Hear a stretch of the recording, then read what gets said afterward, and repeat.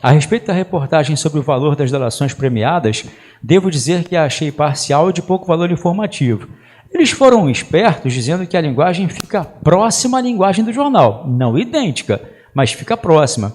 Sabe por que ele não pôde falar que é idêntica à linguagem do jornal? Porque no jornal você não fala eu, entendeu? Um jornal não pode falar eu acho, eu penso, entendeu? Por isso que ele falou linguagem próxima.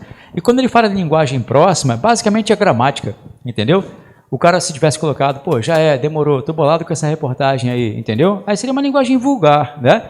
Essa linguagem vulgar não é próxima de linguagem do jornal, e não foi o que ele fez, tá? Pretender elogiar ou criticar determinada matéria, sim, esse é o propósito, né? Esse é o propósito, só que ele quer o que não é, entendeu? Exibir inteligência e cultura do autor da carta. Não, isso não é uma necessidade, essa é a resposta, entendeu? Isso não é uma necessidade da banca, do cara que escreve.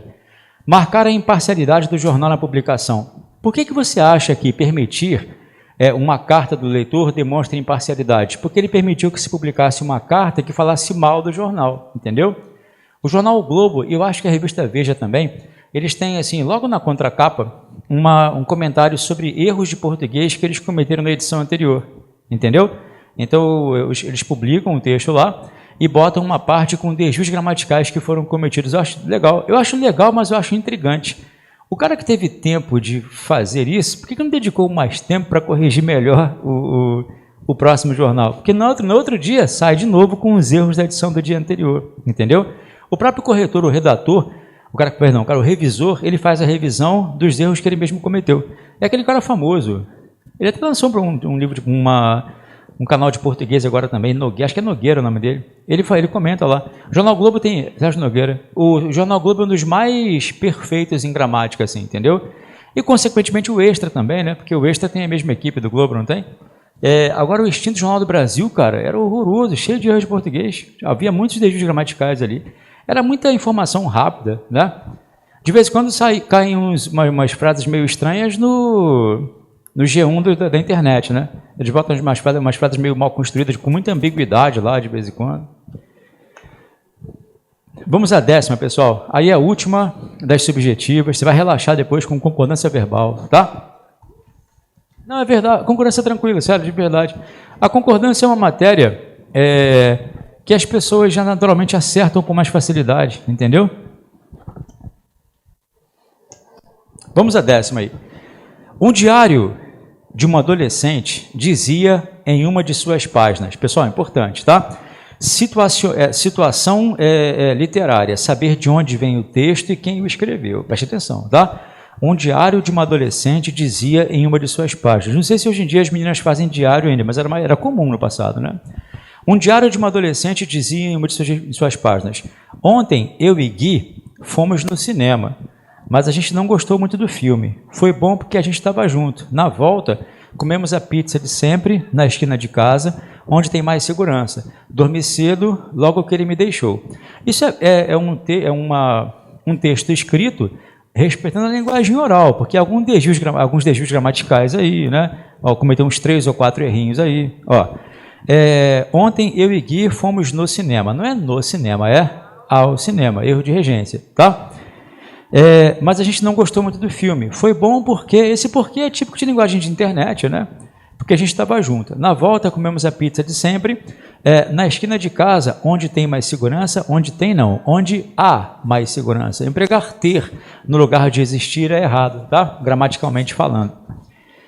Dormi cedo logo que ele me deixou.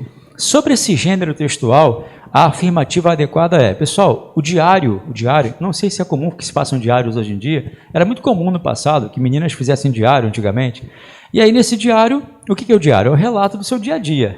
Diário tem a palavra dia aí, não tem?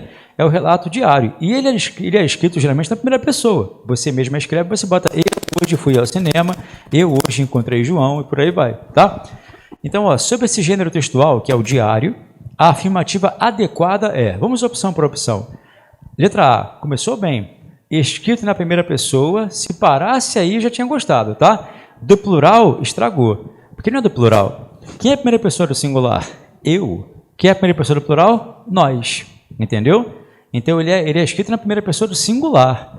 Eu e Gui fomos no cinema, mas a gente não gostou muito do filme. Ele quis te sacanear porque ela fala dela e do namoradinho dela, entendeu? Mas ainda assim o enunciador é só um, é só ela. Ela escreve na primeira pessoa.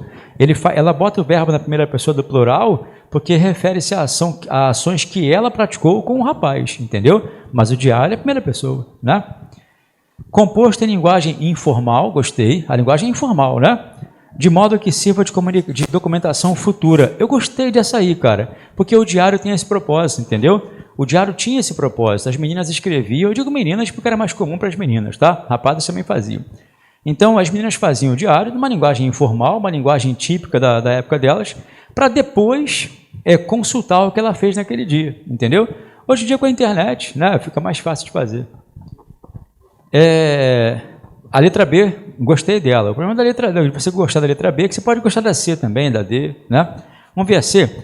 Registro de experiências pessoais a fim de servir de aprendizado para outros. Para você saber se isso está certo ou errado, é só você procurar uma menina que fazia diário e pedir para dar uma lida, entendeu? É para dar um soco no meio do seu nariz. Você vai perceber que aquilo não foi feito para aprendizado de outros, entendeu? Então você não podia chegar para mim, deixa eu ver seu diário aí rapidinho. Ela não ia deixar nunca. Então, não era um texto escrito para que você mostrasse a experiência de outros para outros, né?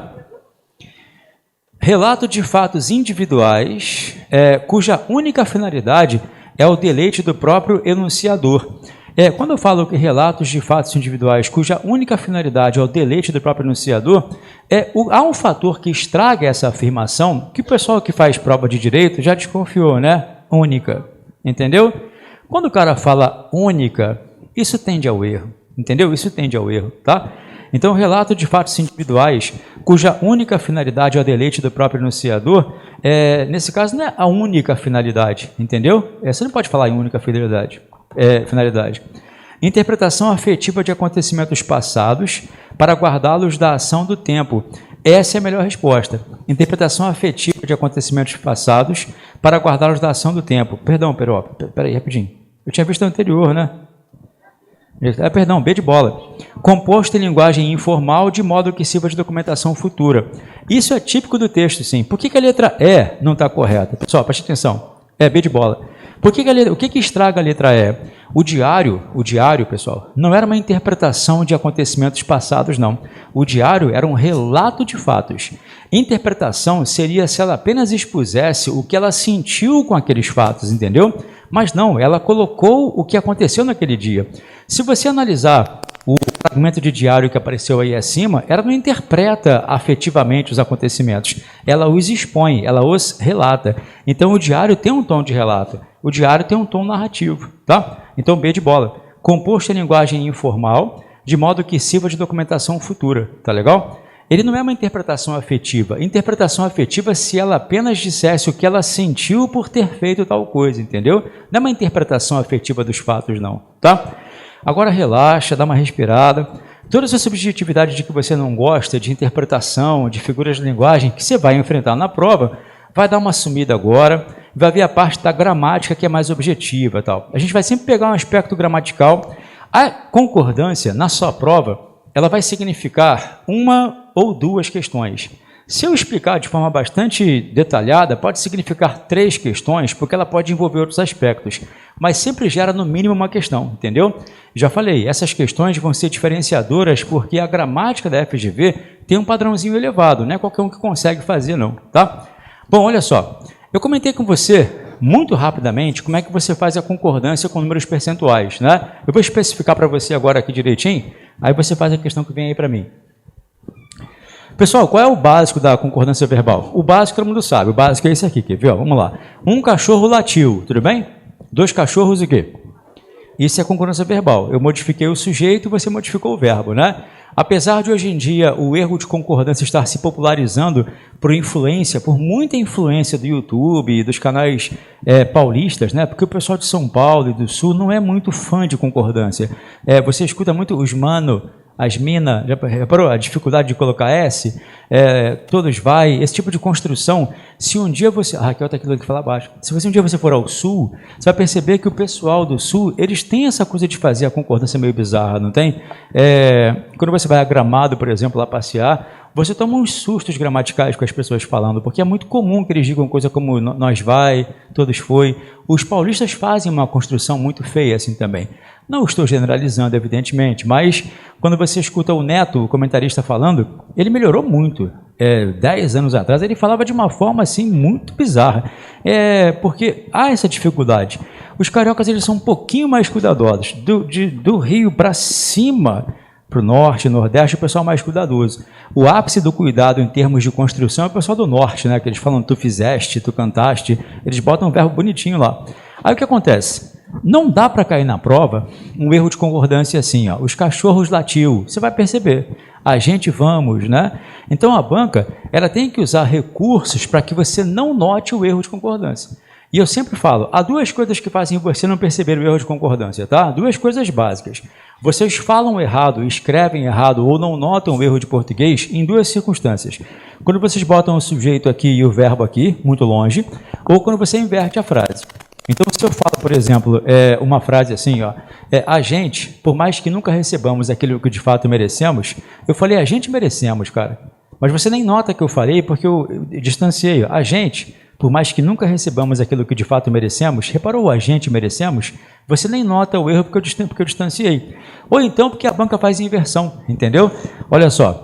Quando eu vi que chegou os alunos, eu achei que era hora de começar a aula. Quando eu vi que chegou os alunos chegou, tá errado, não tá? Só que eu inverti a frase e você não percebe, entendeu? Ó, assim que começa as férias, eu me divirto a beça. Assim que as férias começam, tá errado, não tá? Então, cuidado, distanciamento e inversão são dois recursos que mascaram o erro. Mas olha que legal, a FGV não é de usar essas maldades.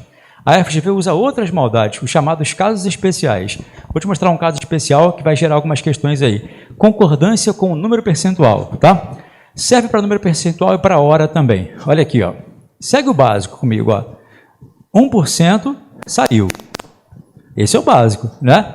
Se eu colocar 2%, como é que fica? 2% saíram. Aí é Jesus fazendo a questão, tá? Lúcifer chega e manda lá, ó, 1,77%. Ele quer me confundir, não quer? Quando ele fizer esse tipo de concordância aqui, já sabe o que fazer já, não já? A concordância é feita com o que vem antes da vírgula, entendeu? E há 3 números singulares no português, ó. Há 3 números singulares no português, 0, 1 e meio. Então, tudo que você emprega em menção a estes números deve estar no singular. Portanto, é importante que você pare de falar 0 graus. Está frio, 0 graus. Não, 0 grau. 0 graus não existe, é 0 grau, tá? 1 e meio também são numerais singulares. Portanto, para de falar que já são meio-dia. Não são meio-dia, é meio-dia. Entendeu? Então, 0, 1 e meio singulares. Então, ó, em 1,77% saiu. É o que vem antes da vírgula que determina, tá? Tranquilo? Só que aí eles apelaram para um caso especial dentro do caso especial, que é quando o cara faz assim, ó, presta atenção, pessoal, ó. Ele bota 2, por exemplo, 0,7% da nação. Agora ele colocou o percentual, ainda botou uma especificação, reparou? Como se eu dissesse 10% das crianças, 20% dos adultos, 2% dos alunos, entendeu? Quando você vir que há um percentual com especificação, aí você tem 2 formas de fazer a concordância. Ou você continua concordando com o numeral, ou você concorda com a especificação. Entendeu, pessoal? Se houver especificação, ou você concorda com o número percentual, ou concorda com a especificação. Este caso aqui, ó, é facultativo. Experiência própria, hein? Todo caso facultativo dá problema. Porque se o aluno não sabe que é facultativo, ele acha que uma das 2 formas está errada. Entendeu? Se o aluno não sabe que é facultativo, ele acha que uma das 2 formas está errada. Então, eu vou repetir, tá? Percentual com especificação. Percentual ou porcentual? Tanto faz, tá? Ó, números percentuais, ou você concorda com o número da porcentagem, ou você concorda com a especificação. Então, ó, sem especificação, eu concordo só com o numeral, tá? sem especificação, concordo só com o numeral. Se houver vírgula, é o que vem antes da vírgula. Então, se tiver 0,47%, saiu, porque 0 é singular, tá? Agora, 2,77 saíram, né? Beleza. Percentual com especificação, ou você concorda com o numeral ou com a especificação. O problema é que você escuta errado o que eu falei, ainda bota no caderno e fala que fui eu que falei. Quer ver o que botaram no caderno aí já? Sério, vão falar que eu falei, sabe o quê? Que percentual com especificação pode ficar no plural ou no singular. Eu não falei isso, cara. Eu falei que ou você concorda aqui ou você concorda aqui, entendeu? Professor, é a mesma coisa, não é? As bancas, sabendo que você copiou isso errado, vão colocar assim para você lá, ó, 1,8% do país, olha a maldade, tá vendo? 1,8% do país se mantém